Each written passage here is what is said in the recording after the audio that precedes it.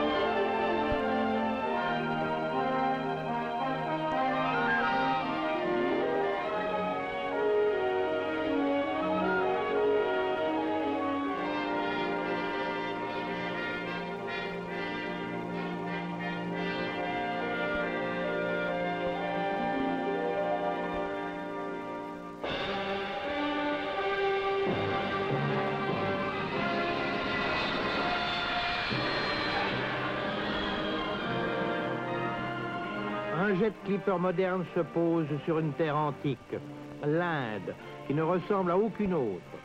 Des surprises inoubliables attendent les touristes. Si modernes que soient certaines villes, il y règne une ambiance du passé, une auréole d'envoûtement qui vous ramène plusieurs siècles en arrière. Comment imaginer qu'ici s'élevèrent, il y a 7000 ans, des cités de pierre et de briques?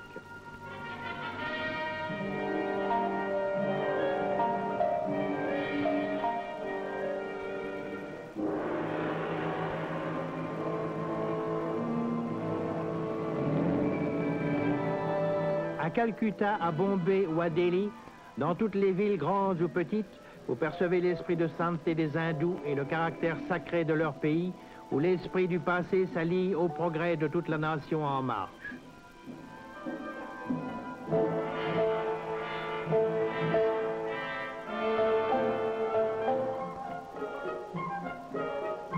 Le mysticisme s'empare de vous et vous réalisez que vous avez quitté les routes habituelles du tourisme.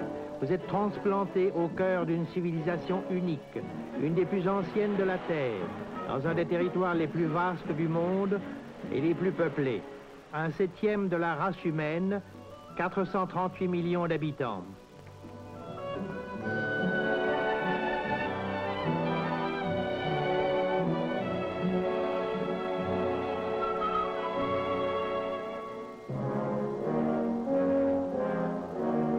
La mosquée de Jama Masjid, à Delhi, un des monuments les plus beaux et les plus nobles de l'Inde, conçu et commencé en l'an 1650 par le Shah Mahsham.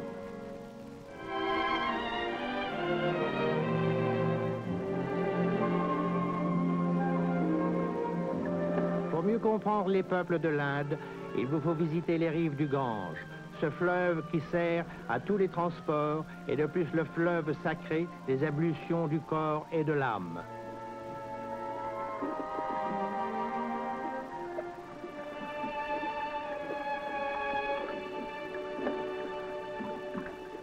Les croyants les plus humbles méditent sur la divinité du Gange pendant des heures, des jours, des années, détachés de tout, corps, nation, univers, ne recherchant que le plus grand don de Dieu, la bonté.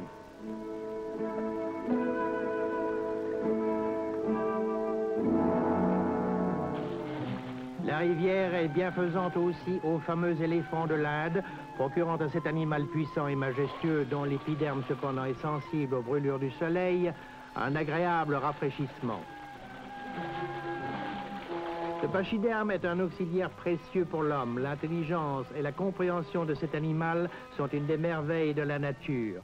L'hindou pacifique, patient et bon, mérite ce collaborateur à quatre pattes.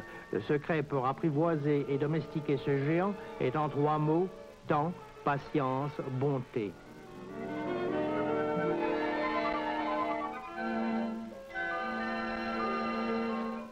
S'il est utile pour les durs travaux dans la forêt, il rend aussi d'appréciables services aux touristes. Le Karnak dirige son animal avec ses pieds. Une belle photo souvenir de ses vacances, une excursion à dos d'éléphant. Si le balancement de la course ne vous endort pas, quelle agréable manière de visiter la ville et ses environs. Sur la colline voisine s'élève le fort Amber, Là était la capitale du vieux pays de Jaipur, où l'on pouvait admirer la salle des miroirs décorée de panneaux d'albâtre et de mosaïques de toute beauté.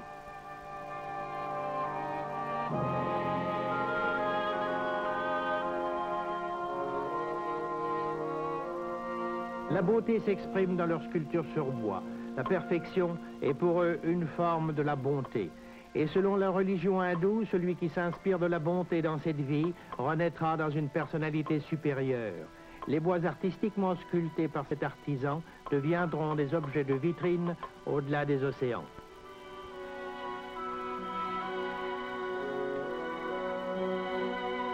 Le potier, attentif, réfléchi, penché sur son tour et son bloc d'argile, est bien plus un artiste qu'un artisan.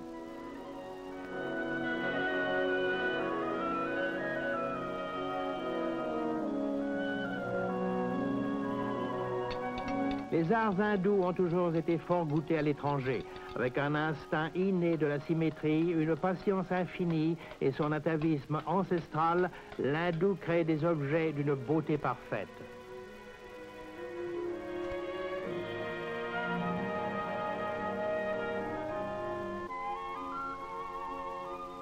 L'élégant sari jouit d'une grande popularité auprès des visiteurs. Il prend son origine dans le respect dû à la maternité. Pour la femme hindoue, se draper dans cette soirée multicolore, c'est s'envelopper dans la pureté et la chasteté. La femme hindoue moderne porte le sari pour mettre en valeur sa dignité naturelle et son charme.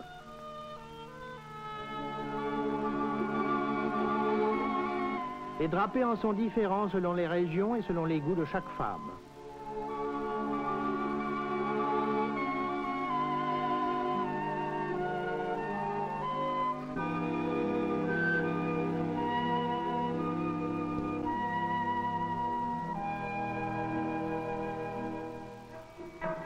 Dans leur danse même se manifeste la réserve et la retenue traditionnelle des hindous.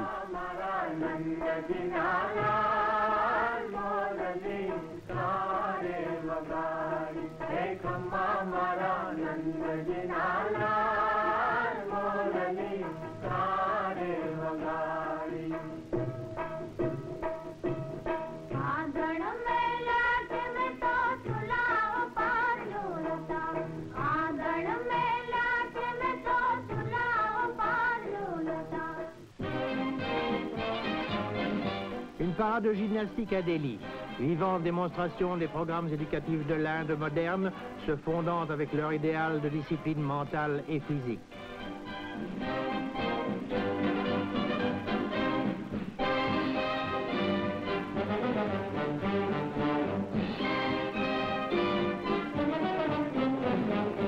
Une réminiscence des temps passés. Les lanciers de la garde du palais font l'exercice avec précision.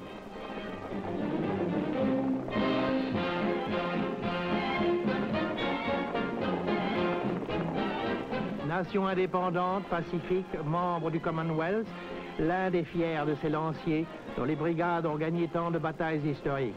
Le monde entier connaît les hauts faits des lanciers du Bengale.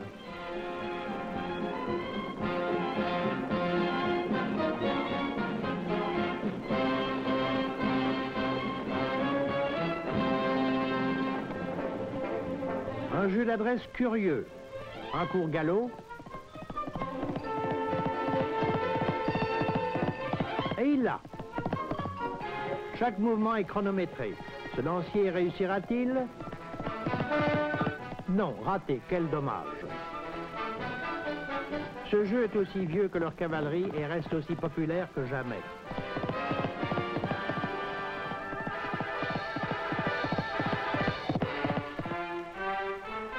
Les soldats ont fière allure. La nation nouvelle, indépendante depuis 1947, est l'objet de leur dévotion, aujourd'hui comme hier. Une histoire qui fait apparaître la religion hindoue 2400 ans avant Jésus-Christ, les Perses 500 ans avant Jésus-Christ, Alexandre le Grand 300 ans avant Jésus-Christ, Vasco de Gama en l'an 1500 et les Anglais en 1750.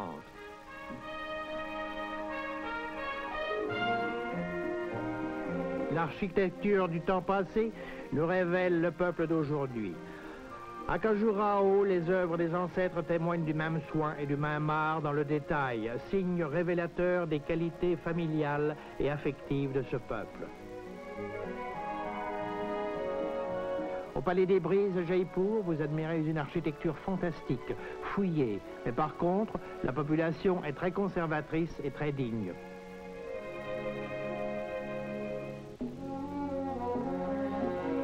La construction des monuments de Fatehpur Sikri dura pendant un siècle et demi, 1556 à 1707. Agra doit son essor à Akbar le Grand, dont le génie nous est révélé par l'imposante capitale de pierre construite sous son règne, Fatehpur Sikri.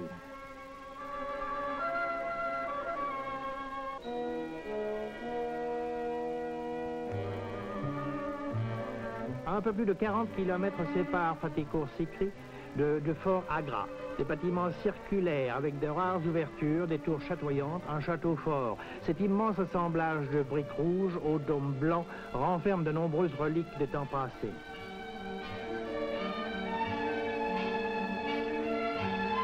Mais aujourd'hui, la renommée d'Agra repose surtout sur le Taj Mahal, cette radieuse construction souvent décrite comme le chef-d'œuvre des chefs-d'œuvre.